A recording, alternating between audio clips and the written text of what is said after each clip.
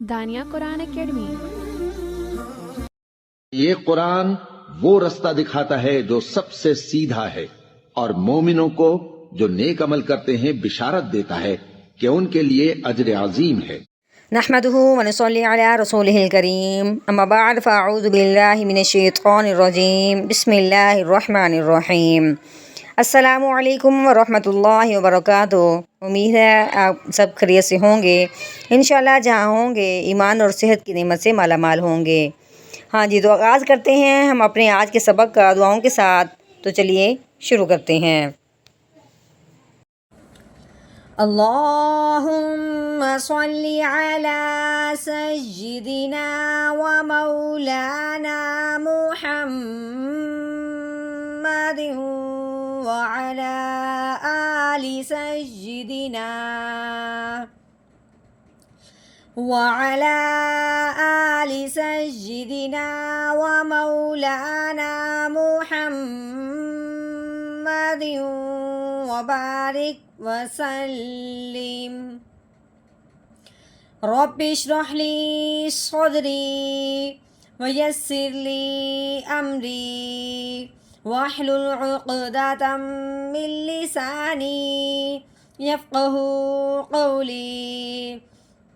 رب زدنا علما رب زدنا علما رب زدنا علما۔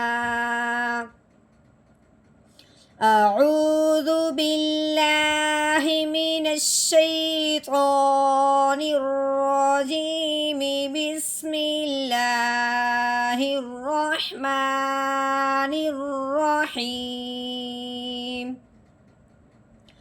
ترہقها قترہ۔ یہاں یہ بات سمجھنی ہے کہ را کے اوپر جسم آنے کی وجہ سے را ساکن ہوا ہے۔ اب یہ را موٹی پڑی جائے گی یا باریک؟ کیونکہ را کے اوپر زبر یا پیش ہو تو را موٹی پڑی جاتی ہے، اگر را کے نیچے زیر آ جائے تو وہ را باریک پڑی جاتی ہے۔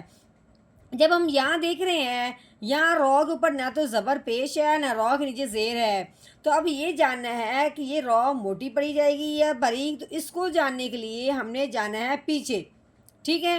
را ساکن سے پیچھے جائیں گے۔ اگر تو را ساکن سے پیچھے زبر یا پیش ہے تو را پور پڑی جائے گی، یعنی کہ موٹی پڑی جائے گی۔ اگر را ساکن سے پیچھے زیر ہے تو را باریک پڑی جائے گی۔ اس کا ایک دوسرا طریقہ کار یہ بھی ہے کہ را ساکن سے اگلے حرف کو بھی دیکھیں گے۔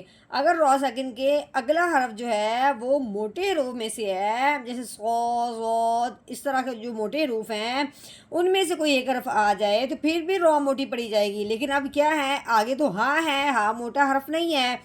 ہم نے اب پیچھے دیکھا ہے، پیچھے کیا ہے، زبر۔ تو اب ہم نے کیا کرنا ہے، را ساکن سے پیچھے زبر ہونے کی وجہ سے را ساکن کو پر پڑھیں گے، یعنی کہ موٹا کریں گے۔ کیسے؟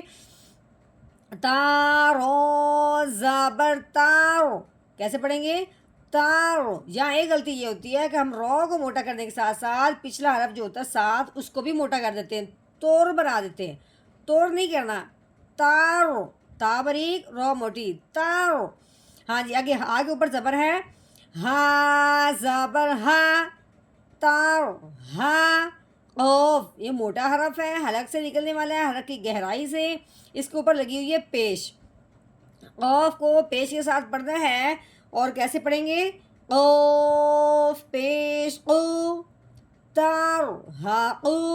اب ہا کے اوپر کیا ہے؟ زبر، آگے کیا ہے؟ الف۔ الف سے پہلے حرف پہ جب زبر آئے تو اسے ایک الف کے برابر لمبا کیا جاتا ہے۔ کیسے؟ ہا الف زبر ہا، تار ہا قو ہا، ٹھیک ہے؟ ہا کی آواز بھی بالکل واضح ہے، قوف کی بھی واضح۔ تار ہا قو ہا، قوف کے اوپر زبر ہے، قوف زبر قو، تا زبر تا، قوتا۔ رو، یہ دیکھیں رو کے اوپر زبر ہے، اب رو موٹی پڑی جائے گی، رو زبر رو، قوتا رو۔ تا دو پیش تن، قطاراتن، آگے وقف آ گیا. وقف کی صورت میں جو یہ جو گول تا ہے اس کے اوپر سے تا ہٹا دیں گے. جب تا ہٹے گا تو تنوین بھی ہٹ جائے گی, دو پیش بھی ہٹ جائے گی, پیچھے کیا رہ جائے گا؟ ہا. تو ہا کو ہم نے ساکن کرنا ہے وقف کی وجہ سے. ٹھیک ہے, وقف کی صورت میں جو آخر والا حرف ہوتا ہے اس کو ساکن کرتے ہیں. اب وقف کی وجہ سے پہلے ہم نے تا کو ہٹایا, پھر ہا کو ہم نے ساکن کیا. کیسے؟ پہلے پڑھنا ہے قطاراتن, آگے وقف قطارہ, قطارہ, ترہقها قطارہ.